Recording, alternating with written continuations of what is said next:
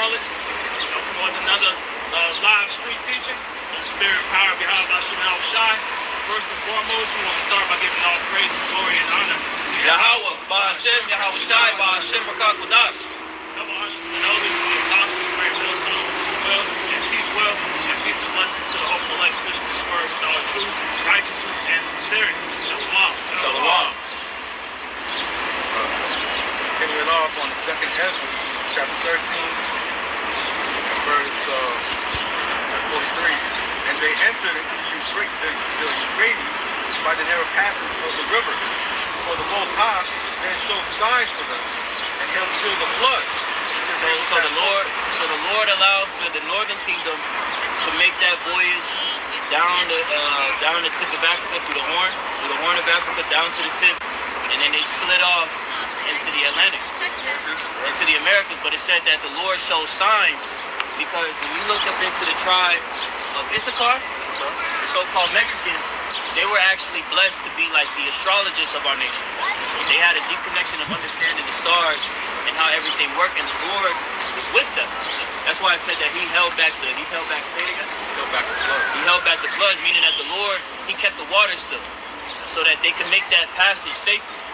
Because that's a long passage. Yeah. So that area of the Atlantic, you see it around the fall time. That's hurricane season. A lot of hurricanes coming up, a lot of swells coming up there. That's how I calmed that water so they can cross it. Verse 45. For through that country there was a great way to go, namely of a year and a half. And that same region is called Arsaret. Yep, that same region is called Arsaret, the Americas. So that year and a half voyage is how long it took for the northern kingdom, these tribes, to make that voyage over to the Americas. So like you said, you know, our people, they only can go but so far into their heritage because this devil has stripped a lot of that information. They suppressed it.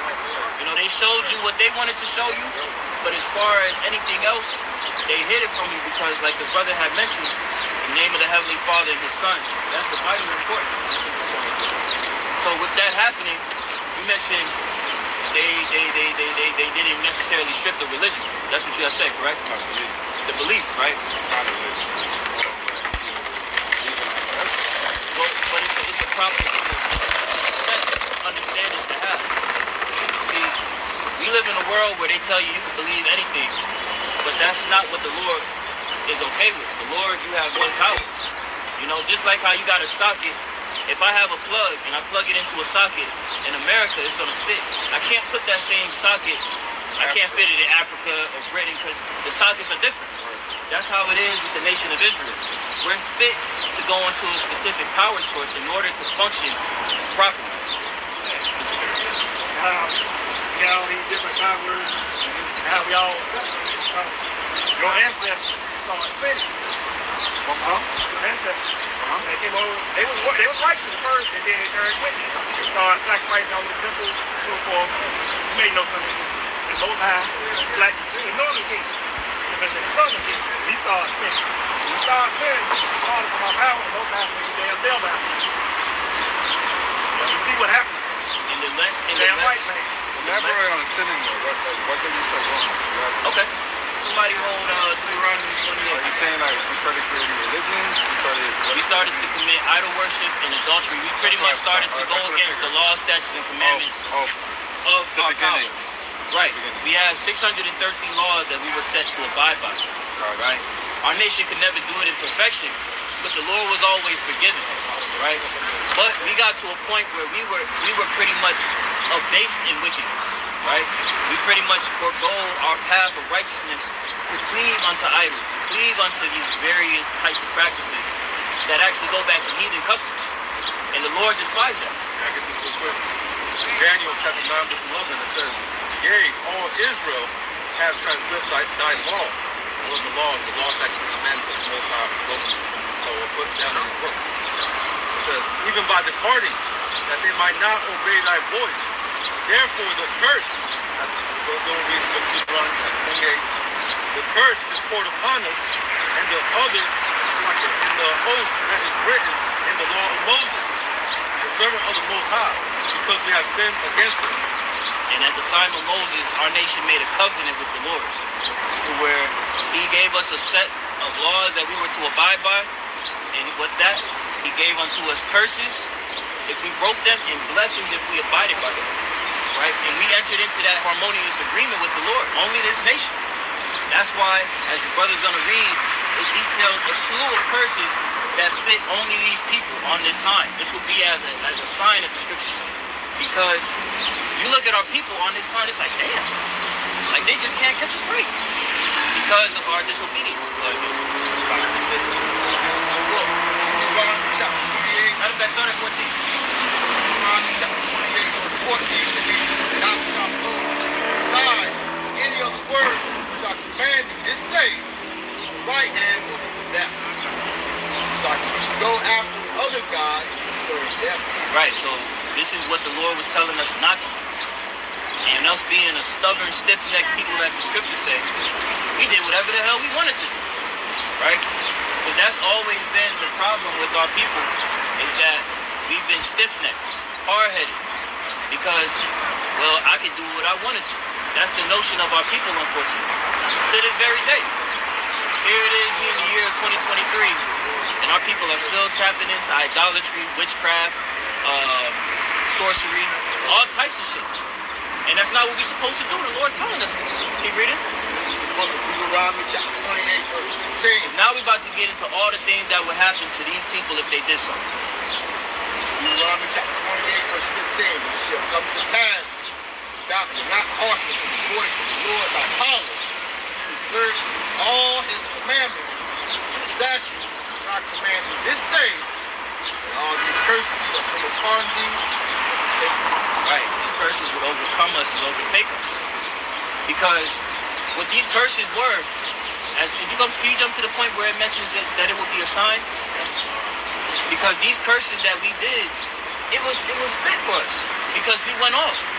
If you make a covenant with somebody and you make an agreement, it's like a contract.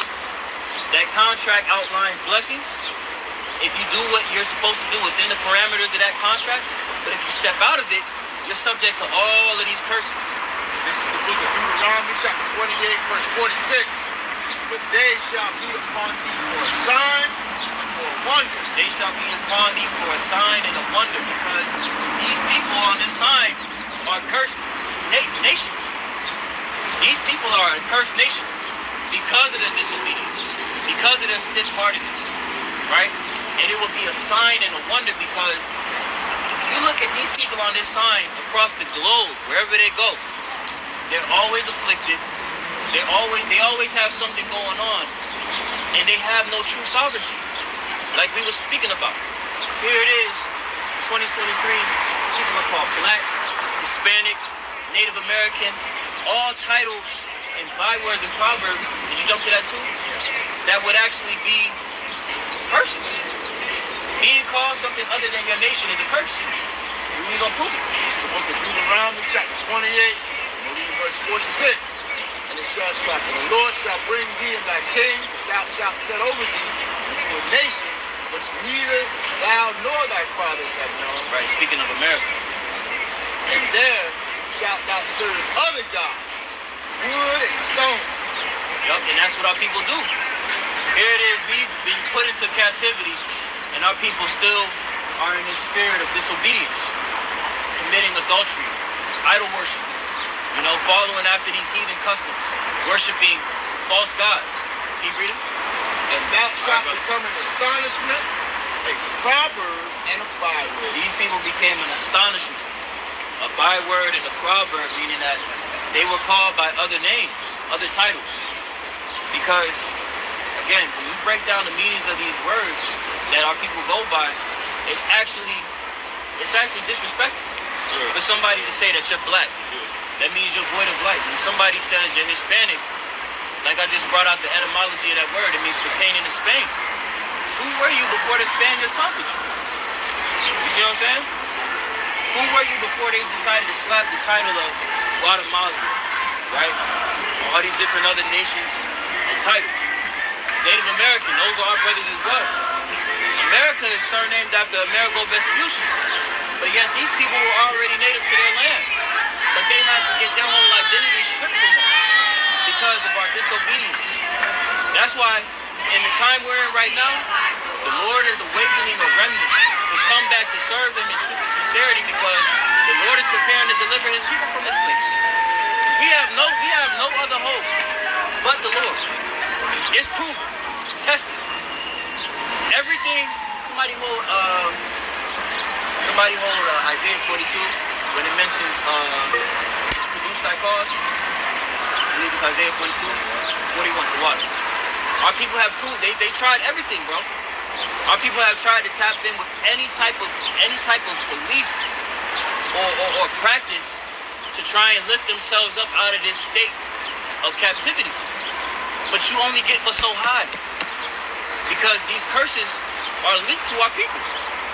You can't really get up out of this system. You can't really get up out of the foot of your enemy unless you come back to the Lord. Somebody on John 8:32 as well. But this book of Nehemiah 1 verse 9. But if ye turn unto me, verse 7, we have not dealt very corruptly against thee. We have not kept the commandments, nor the statutes, nor the judgments, which thou commandest thy servant Moses. To that history, the northern kingdom, as the brothers have been into, they had already been taken over by the Assyrians. I was seeing Jerusalem has been destroyed. So now Nehemiah, he's pleading to the Lord, basically asking him to remember his promise and remember his people. That's why the brothers want into we're being brought back together. We're in a state where the Lord is gathering all the tribes to bring reference to the men. Okay? Remember, I beseech thee, the word that thou commandest thy servant Moses, saying, if ye transgress, I will scatter you abroad among the nations. Transgress. We've been away from the Lord. We've fulfilled the laws, statutes, and commandments. We've been chasing after idols. All of these things. This is why we have our people scattered throughout South America, scattered throughout Asia, and scattered throughout America. Because of we went against the laws of God. Verse 9. But if ye turn unto me, keep my commandments, and do this, though they were out of you cast out into the uttermost parts of heaven, yet will I gather them from thence, and will bring them to the place that I have chosen to set my name at. This is what you're seeing right now. Gathering back this people. That's why we have the sign out here, so it can resonate with you. You see your pick your tribe up there, and now you can pull back and learn your history, learn your heritage. Right? He's gathering in all 12 tribes so that when the times of destruction come, they've always been able to put up those right sacrifices to receive salvation. the people of this world, everyone knows that this world is at a tipping point where it's about to end. You can feel it in the air. The tension of these various superpowers trying to establish dominance, the talks of World War III, nuclear war. You know, these things were already prophesied to happen at the last days before the return of the Messiah. But a lot of our people, they have a misunderstanding of how to come back and serve him.